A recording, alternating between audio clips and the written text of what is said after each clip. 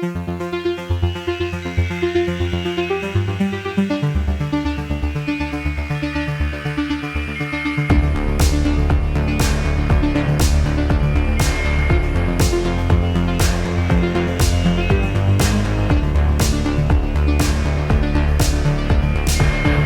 everybody, and welcome to Every Horror Movie on Netflix, the podcast where we watch, review, and discuss every horror movie on Netflix. I'm Patrick.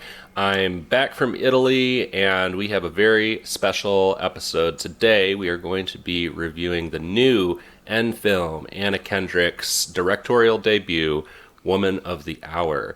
And here to discuss this film with me today, I've got two very special guests. Say hello to Allyson with a Y. Hello, everyone. And say hello to returning champion, Dr. Katie. Hi. Thank you both for being here today. I know you both have a passion for true crime, and so I thought you were the people to have here today to consult on this film. Yes, very much so. I love true crime, but I think knowing some of the history and the true story behind this movie definitely colored how I watched it going in. Yeah. And I'm going to be leaning on you both for that today. We'll get to that in a minute, but before we dive in, I want to kind of do our standard horror catch-up. Allyson, have you been enjoying anything spooky so far since we are now deep into spooky season? Well, I've been listening to the same old spooky podcasts that I always do. Unfortunately, I don't have any new recommendations there. However, I have been working on a lovely little project with Patrick where we are watching every Jaws movie. There are 4 of them. Who knew? Mm-hmm. And that has been an interesting time. And you all get to hear about it pretty soon. That's right. We've got... You're probably going to be hearing a little bit more from me on Amon in the weeks and months to come, because I'm going to be doing some little side missions, like the one that we're doing today, or the Every Jaws Movie Ever episode that Allyson and I are working on. That'll be coming your way before Halloween. Allyson, I guess not to spoil the episode we're about to do, but any early hot takes on the 3 of 4 Jaws movies we've watched so far? A lot of my thoughts on the movies are very colored from somebody who loves sharks and who grew up watching Shark Week. So just be prepared for a lot of hard opinions on the portrayal of sharks. Well, yeah, hopefully some shark facts to throw it back Absolutely. to Chris's diving facts and shark facts that he offered us on 47 Meters Down. Katie, how about you? How's your spoopy season going? I love spoopy season. I feel like I've watched some horror movies, but nothing I can remember off the top of my head. Mm-hmm. But have gotten to have some real life spoopy experiences recently. I went on my first ever paranormal investigation with Allyson with a Y. Oh yeah, we did that. Yeah. At the Anatomy of Death Museum in Mount Clemens, Michigan. Definitely a must-see if you're into the spoopy and unusual. And it was just a great experience. Did you commune with any spirits? We think so. Uh-huh. We think so. It certainly felt that way. Yeah. If not paranormal, there were definitely some uncanny experiences and interactions through the technology that the lead investigator brought along. Interesting. All right, so we've got some Jaws movies. We've got a paranormal investigation. I want to throw out a couple quick notes for my own horror catch-up here before we get into the movie. I've been doing so much reading and watching and whatever for spooky season. I'm not going to get into it all this episode, especially since we have a few more episodes coming up. But I do want to give a quick shout-out to The Substance. Did you get to see The Substance, Katie? No. Okay. It's amazing. I think you would enjoy it as a lover of gore and gross things on screen. Yes. Allyson set this one out. They are not an enjoyer of the gore and gross things. No, on thank screen. you. Okay, I'm gonna have to check that out for sure. It's incredible. I just want to add my voice to the choir that Chris and Steven started last episode. It's a weird, wonderful, delightful, blackly funny body horror thing. If you love Cronenberg, you'll you'll love this. And I just, kind of like Chris and Steven said last episode, I just want to give it a shout out because I feel like it's something that is so unconventional and so weird, and it is fading from a surprisingly wide release already. So if you haven't seen it, go buy a ticket, check that out in the theater. The other thing that I wanted to mention is I dropped my own horror comic yesterday. It's so good. It's so good, everyone. I was the first reader of it, proud first reader, and I can't recommend it enough. Thank you. And I'm not just saying that because I'm biased about the author and illustrator. And I just got my copy today and cannot wait. Yay. Thank you both. I'm very excited to have it out in the world. I've been wanting to publish a comic for a long time. I did write and draw it. It's a kind of psychological graphic nightmare, as I titled it, about a couple who comes home to their house and finds another family is now living in their house, and they have to figure out what's going on with that.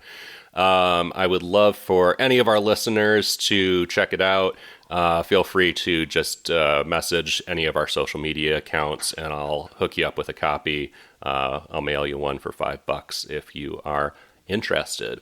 And you can find us on social media at Amoncast, EHMON cast. And the title of the comic, which I don't think I mentioned, is Our House. So let's move on to the topic of the hour, which is Woman of the Hour. Again, as I said, Anna Kendrick's directorial debut. She plays Cheryl Bradshaw, who is a woman who was on the dating competition game show, The Dating Game, back in the 70s. And this show, if you're not familiar with the format, because I actually wasn't familiar with the format myself until we watched it yesterday, is a woman goes on the show. There are 3 bachelors hidden behind a partition. She asks them questions without being able to see their faces and chooses which of the 3 she wants to go on a date with at the end. So this woman, Cheryl Bradshaw, went on this show, and one of the 3 contestants was a serial killer named Rodney Alcala. And it's an interesting narrative because it's centered around Cheryl Bradshaw, Anna Kendrick's character, but we also get woven into the story, I think, 3 different timelines and narratives of other women who he attacked and killed, both before and after, I believe, this dating game encounter. So it's kind of an unusual structure, but I found it very effective. I'm curious, since we talked about this at the top of the show, what was each of your familiarities with this case before seeing the movie? I had never heard of this guy or the dating game killer or anything until I read about this movie. So what did you each know about it? I had heard of him. I was familiar with Rodney Alcala and the fact that he had appeared on The Dating Game in the middle of his murder spree in the late 70s, and maybe this is a spoiler. Yeah, but he was the bachelor selected by the Bachelorette. But that, and I'm sure this saved her life, she never went on the date with him. She found him creepy. I think that was her exact words, actually. Yeah. That she was very uncomfortable with him, felt that he was creepy, didn't want to go on the date. But I didn't know much about the victims before and after, just that this had kind of occurred both before and after his appearance on TV, which is so bizarre to me. Insane. Allyson, what did you know about this whole situation? Similar to Katie, I had heard of Rodney Alcala. I knew of him as the dating game killer. And I didn't know how prolific of a serial murderer he was. And I certainly didn't know that there are also so many potential other victims of him. I've definitely listened to, like a My Favorite Murder episode about him and probably some other true crime podcasts that mentioned him. But I certainly didn't know the extent. And I didn't know that he was the one who was picked by the woman on the day, which is just wild to think about. So, yeah, it was enlightening. And also it made me curious to understand the real story behind the movie at the same time. But I think the fact that he was the bachelor selected, that he, quote unquote, won the dating game, speaks to or relates to how successful he was as a serial killer. He could be charming on the surface, almost like a Ted Bundy, right? He seems like this attractive, charming guy, but he's harboring this deep secret and these sadistic needs. Yeah, because his bit in the movie and in real life was he was a photographer, and he would kind of lure people in by saying, "You're so beautiful, can I take pictures of you?" And the actor who portrays him in the film, whose name escapes me right at the moment, I think does an incredible job of just showing how charismatic this guy was and how he just knew how to manipulate people. There are multiple scenes where we see him pulling that shtick on people, and it's like, yep, I get how that worked. Can I speak on that whole shtick for a minute about photography? You've had near encounters with potential real life Rodney Alcalas. When I was in like my early probably just throughout my 20s, when I was younger and I put a little more effort into my appearance. I used to be, every once in a while, approached by men in public, strangers, who would hand me like a business card or something and tell me that they wanted to photograph me. And, there was always a moment of flattery, but thank God I have the brain that I do, because right after that flash of flattery, I'm thinking in my head, absolutely not. This is how I die. This is 100% how I'm going to die if I go anywhere with this man or meet this man anywhere. So no, I don't need to be photographed. Yeah. Yep. Nope. Good call. No, thank you. Good call. So that hit a little close to home. Ugh. Yeah. Yeah, I mean, you were talking about the number of his actual victims, and I was just reading up on this online. I mean, because there are a number that are definitively established that he killed, yes. But also I think it said, actually, I believe this may have even been in the crawl at the end of the movie, that it's suspected. Some people think he killed up to 100 people. 130. Insane. Yeah. So I think this movie is kind of interesting, and Anna Kendrick has spoken about how she wanted to, I mean, she didn't write the script, but she talked about how it interested her because it took kind of an unusual perspective on this, in that it wasn't like aspiring, intrepid young detective cracks this case kind of story. And it is very focused on several of the victims and this one near victim, Cheryl Bradshaw. Did that strike you all, and how did it strike you, if so? Yeah, I prefer a victim-centric or survivor-centric telling of these stories. I think that there has been a better pattern with the telling of stories of these serial murderers and just regular murderers, where it's more centered around the victims or in some cases the survivors. And I think that's important, because instead of glorifying and uplifting the story of these people who do these horrible things, you are forced to put yourself more in the place of these people who went through these horrifying experiences and met these horrible ends. And I appreciated that. And I think what I also appreciated about this movie was it didn't go too graphic. It showed you enough where you knew that it was horrifying, but it didn't feel gross in its portrayal of these crimes. Yeah, it's pretty restrained, all things considered, when it comes to that. Yeah, and that was a point that I really wanted to talk about too, is like, as we've established on the show, I'm a bit of a gore fiend. But in this movie, they treated the deaths and the violence very differently, and like Allyson said, very restrained. And I thought, in a movie like this that tells the true story and has characters that are based on real victims, that to show their deaths in any other way feels exploitative and disrespectful. And so by removing the shock value of the kill or the violence, it felt more tactful and respectful to the people upon which this was based. Yeah. For sure.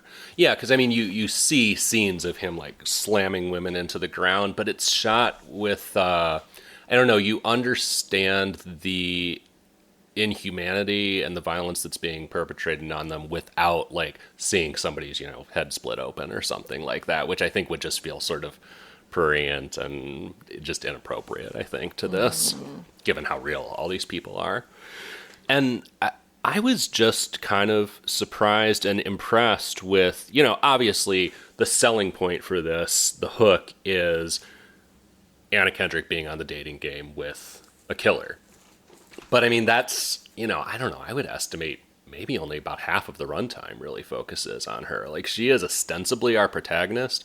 But by the end, like, one of his other victims kind of winds up being almost as much of a protagonist to this as she is. And I was kind of impressed and surprised at how much at least one or two of these other victims are really fleshed out as characters, and incredible actors portraying them, and incredible thought given to making them more than just like another tick on his like kill list or whatever. I was very impressed with that. What did we think about Anna Kendrick in this? Are we Anna Kendrick fans?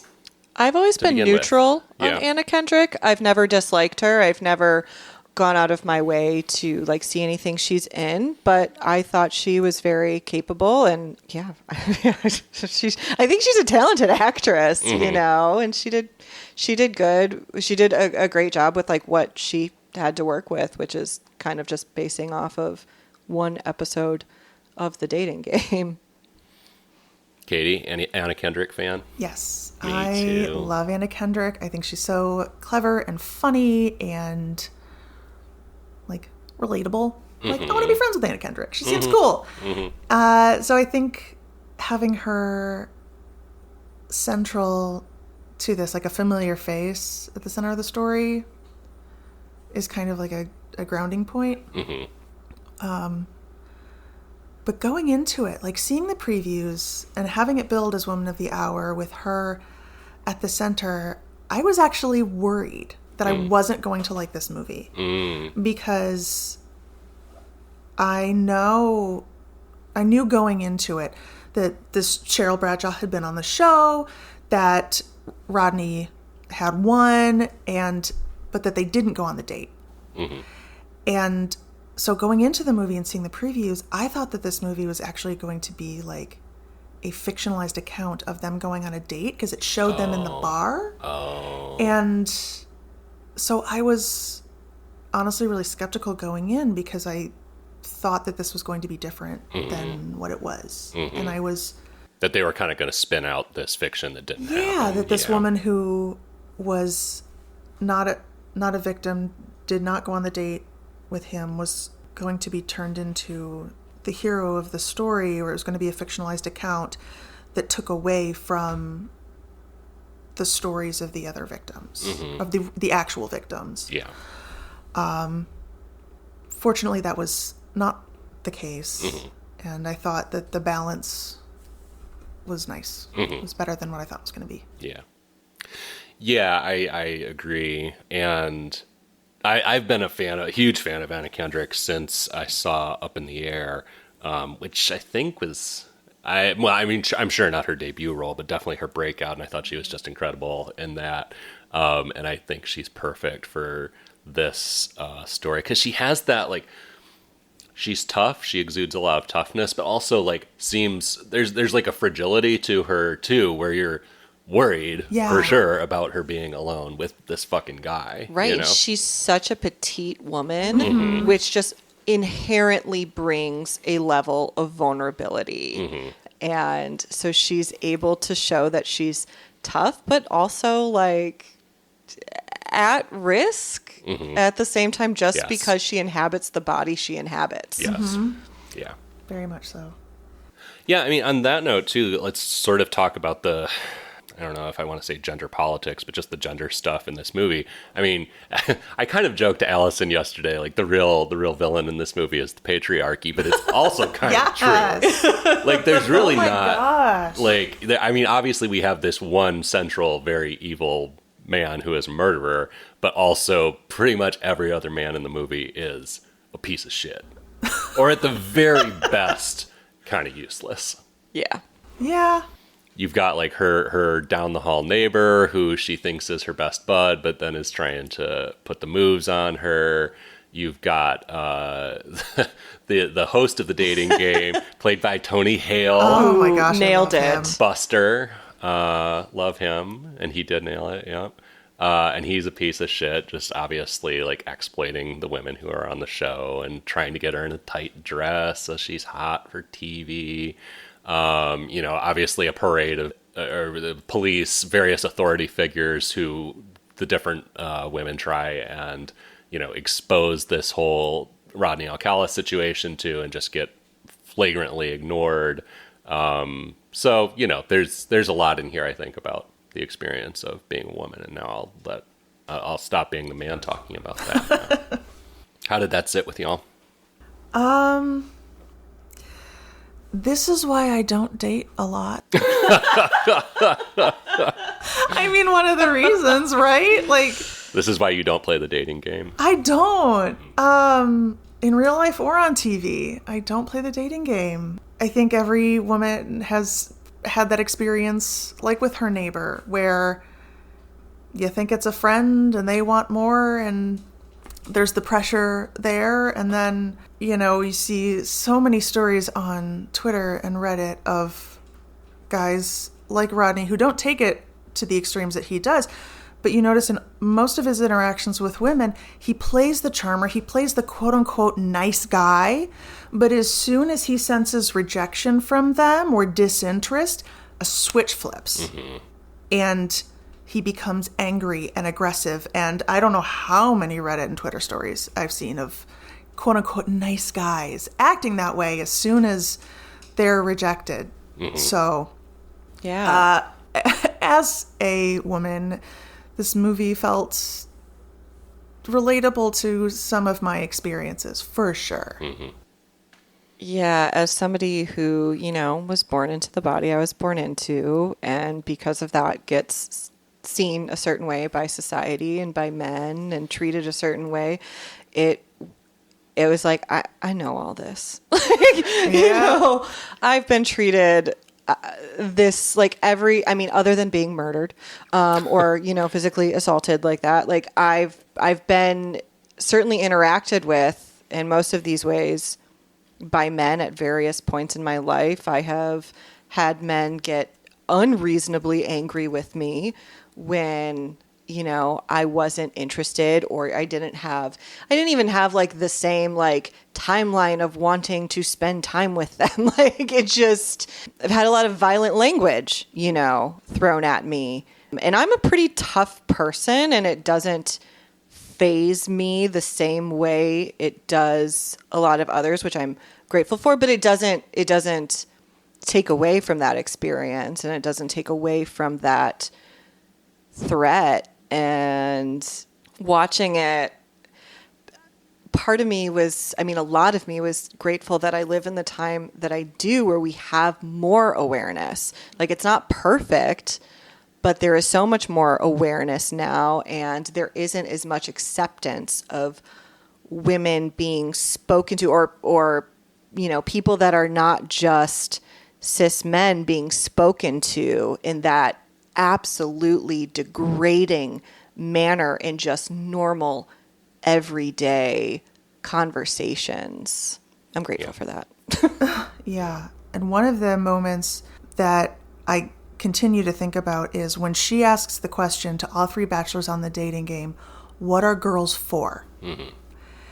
And the first bachelor, I think his response was like, for dating and whining and dining. And the second one had much more explicit views on what girls were for. And then Rodney had the best responses, kind of whatever the woman decides. Mm-hmm. But really, under the surface, he had an intention for women as well, and that was to fulfill his insidious and sadistic desires. Mm-hmm. But yes, society a lot of the time tends to think that there are certain purposes or roles for women and girls, and I think it should be up to the women and girls and non-men folk to decide who they are and what they're quote unquote for. Mm-hmm. We're not for anything. We're not for you. Hear, hear. Snaps to that. That being said, it is an exception when it comes to my cats, who are all boys. I absolutely live to serve them, Yeah. according to them. Yes, of course. And I can't convince them otherwise yet.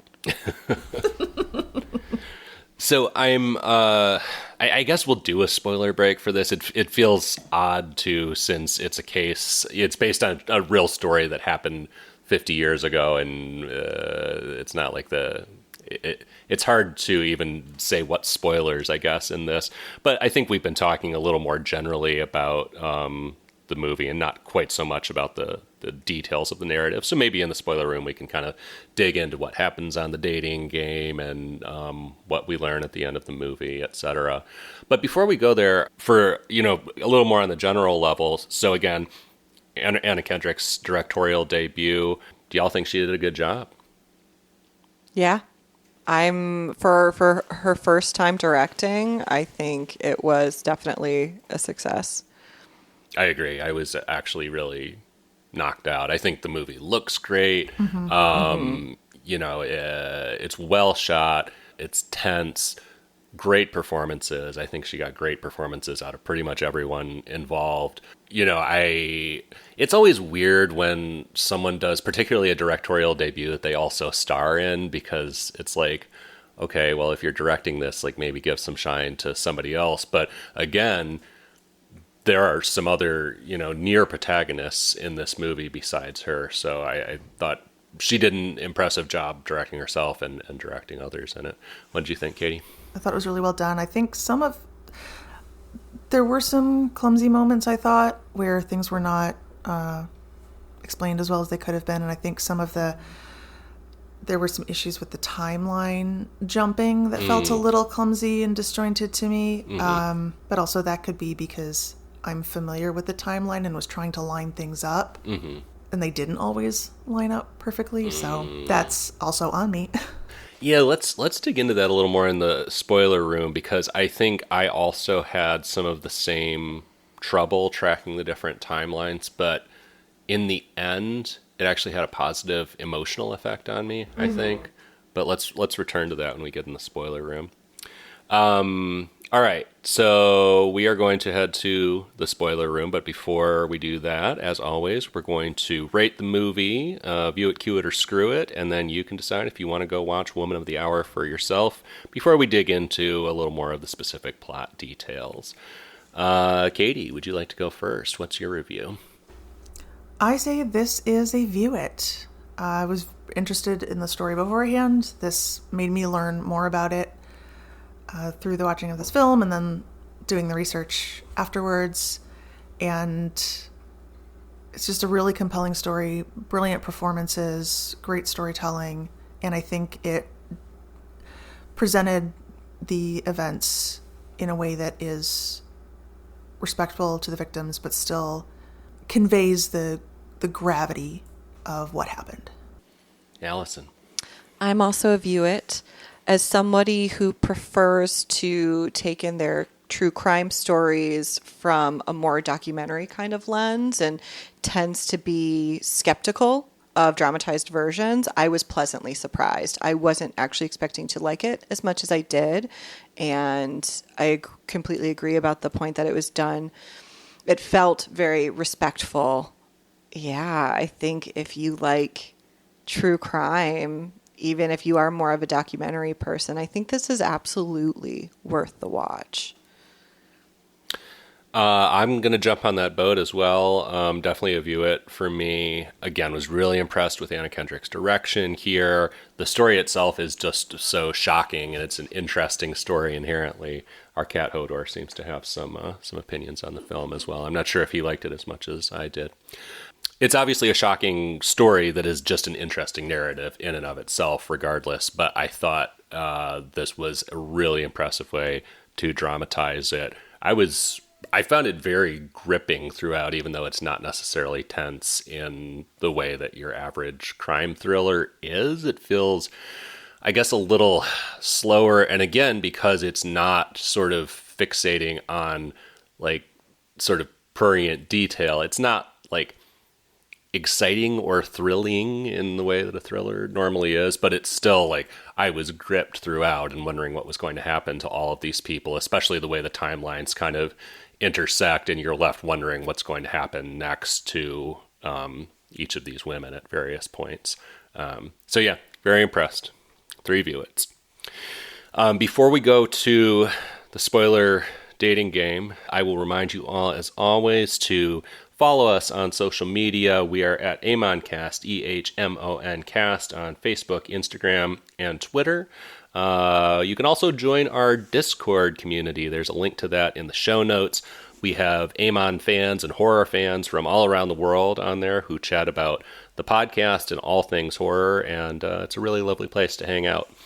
And lastly, please subscribe to the show and leave us a review on your podcast provider of choice. 5 stars only, as Stephen always says. Nothing less tolerated. Only 5-star reviews. We love to see the feedback, but only if it's good. All right, we'll be right back. We're heading down to the spoiler room for Woman of the Hour.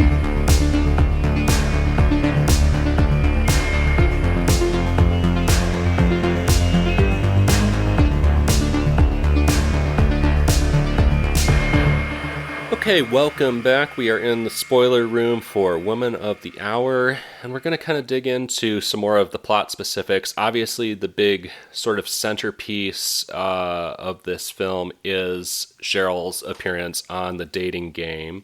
And there are some creative liberties taken with this. Mm-hmm. Obviously, she has a very sharp and very funny kind of back and forth with the bachelors. She gets fed up with the kind of showmanship and the fakeness that she's expected to portray on the show and goes off script, starts coming up with her own questions, like what are girls for, as Katie referenced before, which Cheryl did not do in real life, but it's very funny and works very well in the context of the movie. How did you guys feel about the dating game sequence in general? It felt very tense and high energy, and yeah, it just gets under your skin in, I thought, a very effective way. What did you all think? I loved the progression of her going out there, being fairly dazed by the whole thing, and then throughout the experience, gaining more confidence and taking back her autonomy in it. As much as I understand that is not rooted in historical fact, I appreciate that narrative device in it. I think it worked very well with how the rest of the story, even around the happenings outside of the dating game, kind of worked. Mm-hmm. There's also another kind of interesting, as far as I can tell from the research I did, fictionalized, but I think impactful element that they add to the whole dating game narrative, where there's this character named Laura. And I know this hit you, Allyson, particularly hard. Do you want to kind of explain Laura's role in the story and also how you related to that piece of the plot? Well, I thought it was such an effective addition to the story, even if it was fictional. So Laura is somebody who comes to be in the dating game audience. So she goes to watch the dating game, and she recognizes Rodney Alcala as the man who she believes murdered her very close friend. And she is deeply, deeply emotionally affected by this, to the point where she leaves and she tries to report him to the producers. And eventually she goes to the police, and no one believes her. Not her boyfriend, not the people working on the dating game, not the police officers. And it just was such an effective representation of how it doesn't matter how much women try to report these things. They go unbelieved. And I think even more important is Laura was a black woman. So she's this woman of color who is just deeply dismissed. And I don't think that was an accident, that representation, because as we know, in this country especially, women of color are even more dismissed than white women. And it's really important to highlight that. And so I appreciated that representation as well. And just her desperation at one point, she's like yelling at the cop, like that, like, why won't anyone believe me? Like, it's just, her frustration is so palpable.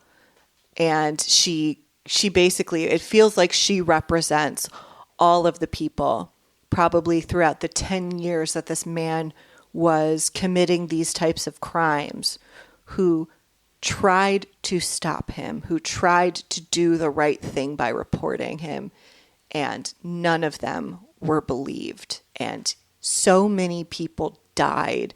And this is so true in this country, that people will report and try to do the right thing and be ignored and not be believed. And dangerous people are allowed to continue to go about their lives, and innocent people are harmed because of it. And so it was a really effective representation. Absolutely. Of that. And it happened with Ted Bundy, with Jeffrey Dahmer, of these charismatic men can't possibly be doing these atrocious things. Women are just crazy. Or in the case of Jeffrey Dahmer, gay men go ignored. And I think his neighbor, who was a woman, might have reported suspicion. I know it in the series that was done with Evan Peters, and his neighbor was portrayed by Niecy Nash. Again, a black woman who goes unheard. I don't remember how accurate that particular portrayal was, but it's definitely a theme that we see time and time again. Well, and I think that character works really well too, because it kind of plays into what I've been talking about the kind of multiple protagonists in this, because she's certainly another one of them, you know? And I think, again, it just contributes to that. Like, this could have been sort of a race against the clock, like dating game, trying to catch the killer before he gets off the dating game sort of thing. But it really kind of branches off into these different stories about women who've been affected by this guy in various ways, and really dialing in on their stories and their frustration. There's not really a happy ending for anybody in this, you know. I mean, the guy did eventually get caught, but for any of the women in this, you know, I mean, Cheryl gets out, but there's not a lot of catharsis to her getting away from him. You know, in the end, there's this tense encounter between the two of them in a parking lot after she's gone out for a drink with him, and finally, like, realized this guy is a fuck.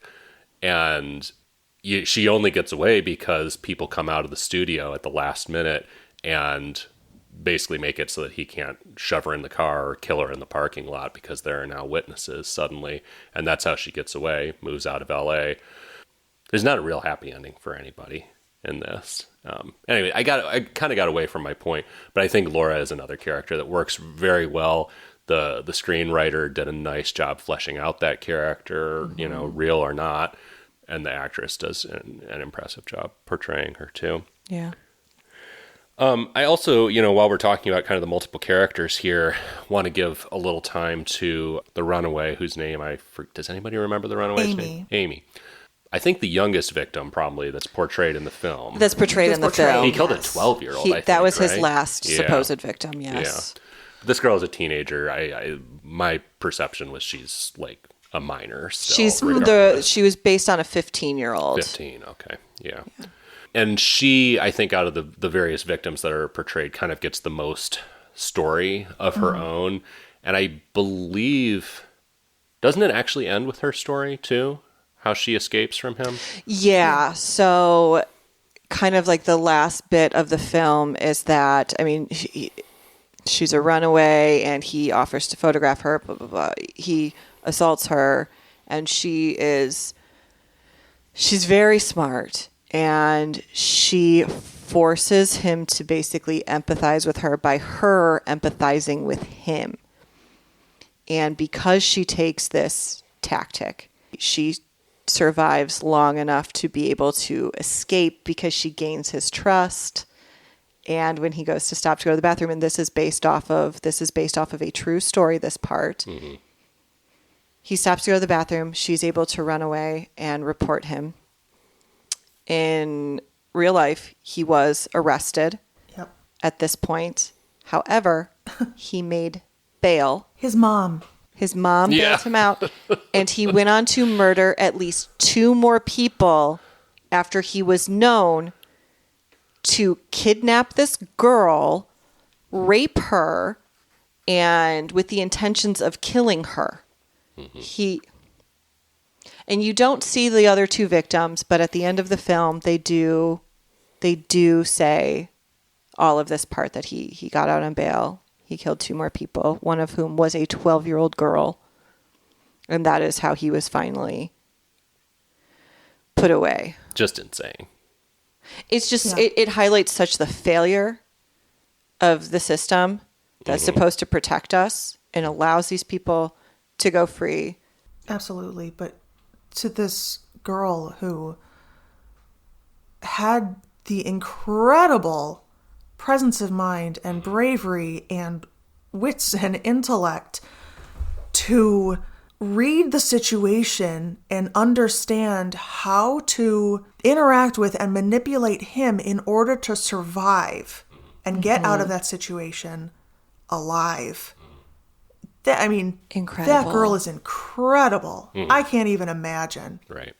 Well, and it's fascinating, true story, what happened to her. But, again, there's some creative license, I'm sure, taken here because nobody knows probably exactly what she said to him in real life.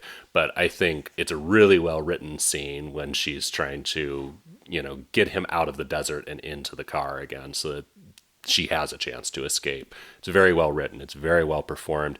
And again, I just think kudos to them for creating a character who feels like a character and someone who feels fleshed out and distinct from the other victims that we see. Because again, this could have been done a lot more lazily than it is. And I just, again, appreciate the thought and care that's put into rounding out this character, because you like her and you root for her. And again, it's just like multiple protagonists kind of weaving in and out in this story.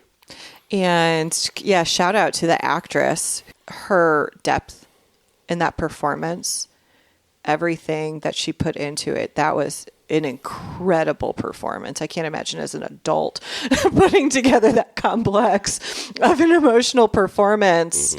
Big shout out to that actress. For sure. And this kind of brings me back to your point before, Katie, about the interweaving timelines. And you mentioned kind of getting a little confused at times by them. And I was too, because at the end, I actually asked Allyson, I was like, okay, wait, so that was in 1970, whatever year. And I was like, what year is the dating game, Yeah, so I was thinking for a while that I was watching her storyline that it was 1977 with some of the others, which was pre-dating game. So I couldn't me too. Does she get out of this alive or not? Right. But no, it was, I believe, 1979 that this was portrayed. So there were a lot of timelines to keep straight. If you watch it, definitely pay close attention to when they introduce a new section and they have a timestamp for the year, because that's important for keeping track of things. And a location stamp. There are also murders and events that happen in New York and Los Angeles. Wyoming, too. I think there was that was one. The first that was one. the first one. Yeah. Which I don't know if that was based on a... That was based on a real one. Was it? Yeah. He had victims in Wyoming, or at least a victim. But to me, the somewhat disorienting timelines actually worked as more of a gut punch at the end when I was like, wait, no. Amy was before or after the dating game? After. Yeah, it happened after the dating game. Like, this guy got away with so much more shit. And so it made the revelation of what Allyson just shared about, like, the arrest, him getting out on bail, and then getting rearrested. For me, as someone who had no knowledge of the story, it worked even better, because I had lost track of the timestamps. I was almost like, I might have liked this better if it didn't have the timestamps, because then it hits harder at the end when you actually figure out the chronology of this and how much shit he had done before the TV show, and then how much he still managed to go on to do after the TV show. It hit extra hard for me because of the slightly disorienting effect of the multiple timelines. So I actually liked that. I agreed that I got confused, but it made the ending actually work better for me because I was confused. It was interesting. Well, before we wrap up, I kind of want to bring it back to something you and I, Katie, were talking about while we took our little spoiler room break before, and you were kind of talking. You had some interesting thoughts on how this kind of fits into the broader picture of violence against women in horror, and how that's often treated in horror and how it's differently treated here.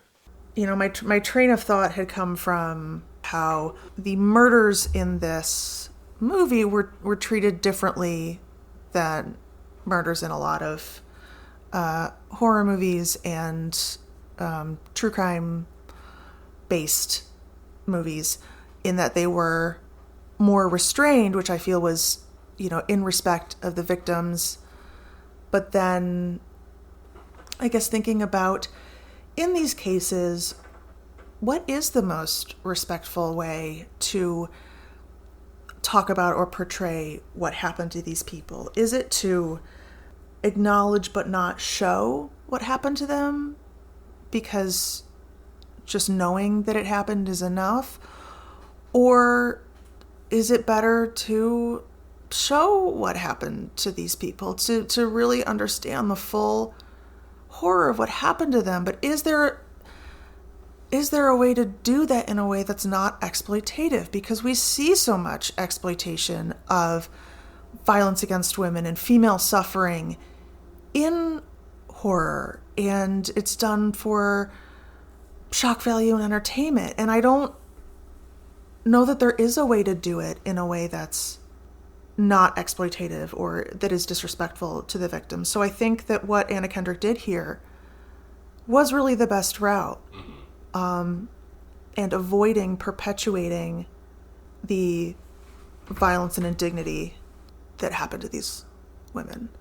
No, I think we were talking yesterday about, I chose this movie because I was just looking like, okay, what new Netflix horror is coming on in October? And this popped up on some list that, whatever aggregator website put together. I don't know that this is actually categorized as horror on Netflix. I think it might be under crime or thriller or something. So we may actually be breaking the rules of the podcast here. Chris is going to come down on me.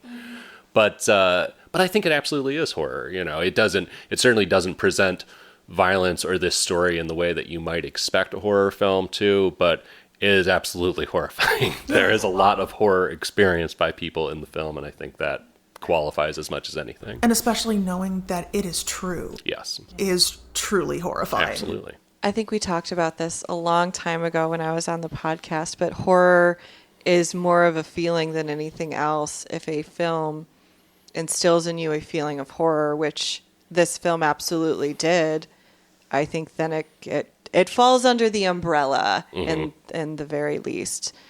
Yeah. Does anybody else want to talk about or address that whole exploit? Yeah, because I'd love to hear other people's thoughts on it. Yeah, I was actually coming right back to it. I think, still on like sort of the horror note, you and I were talking about, Katie, how we love the blood and guts and whatever, but you certainly don't need that to feel horror. And I think this is just sort of a thoughtful, grounded, realistic, and respectful take on something that is still amply horror and horrifying, I think. If you look it up, obviously you can find who all of these characters are based off of. But I love that layer of respect by changing names. I think that was a really powerful and thoughtful move. It feels like there was a lot of thought put into this about like, we don't need to exploit the suffering of women anymore. We don't need to add to that. What we can do is uplift their voices and tell their stories and humanize them. We can at least do that much. Were all the victims' names fictionalized? Do we know that? So Amy is not that's not a real name. No, she was based off of Monique Hoyt. And I know Charlie, that name was changed. Okay. She was based on Cornelia Curley, I believe. Yeah, I feel like that's appropriate, especially since you're, making, you're taking some creative liberties. You You're are, making yeah. some guesses about what happened and who said what to who in the course of these things. So I think that's appropriate, feels appropriate to me. Yeah, it's not meant to be a documentary, you know. Right. Yeah. It's a dramatization. Yeah. Yeah. Well, thank you both for joining me for an unusually somber episode of Amon, but I think an appropriately somber episode. It's hard to talk about a movie that deals with awful things that happen to real people. But thank you for watching it with me and navigating this with me today. Thank you for having us. And also thank you for having a couple of not men on to talk about this story. Yeah. You're welcome. My pleasure. All right. Again, follow us on social media at AmonCast, EHMONcast. We want to know what you thought of Woman of the Hour. And stay tuned for another spooky special coming your way before Halloween. As we mentioned earlier on, Allyson with a Y and I and another special guest who you'll find out who they are on that episode are going to be digging into all 4 Jaws movies. We might do them in reverse order just so that we can end on a high note. What seems like it's going to be the sole high note in the franchise, but we'll see what happens there. We'll see. Yeah. All right. Stay spoopy. Enjoy the fall Halloween season. For every horror movie on Netflix, I'm Patrick. I'm Allyson with a Y. And I'm Dr. Katie. And we will see you next time.